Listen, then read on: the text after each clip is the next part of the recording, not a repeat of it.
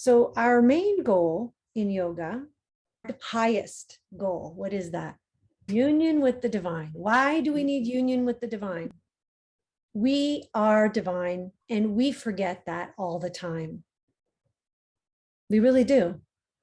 Suffering is the separation from that reality, from that remembrance. Every time you forget that you are divine, you are suffering in some way.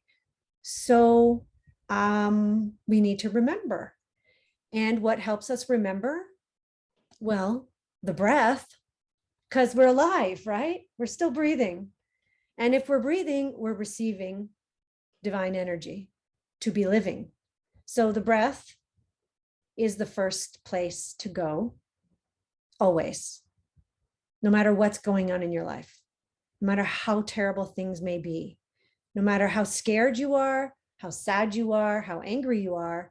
If you can remember to go to the breath, you have shifted closer to the source, which is that much closer to the opposite of suffering. Peace, joy, love, freedom, all of those things. Moksha. Moksha, liberation. So for those of you who aren't aware of moksha, moksha means liberation. Liberation from the cycles of birth and death and suffering in between. And some of us don't even think that far ahead, and that's okay. We don't need to be thinking about complete liberation and leaving this world. As a matter of fact, we kind of need you here.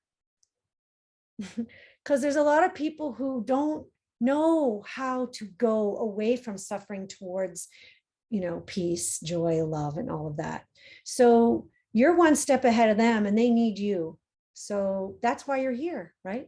And you're going to be sharing that, because when you embody it, everybody in your life picks it up. And not just everybody in your life, everybody in the universe picks it up. Because when each one of us advances, we add to the collective, and that collective adds and adds and adds. And so we just got to keep learning. We just got to keep connecting. So if each one of us focuses on connecting to the divine every moment that they're alive, which is a hard thing to do. It's really not, but we forget. And so that's the human part of us, right? If we can do that, we're so much closer to bringing the rest of humanity with us, and so that we can finally end the suffering. So the importance of what we're doing is highlighted and overrided and guided by this particular goal.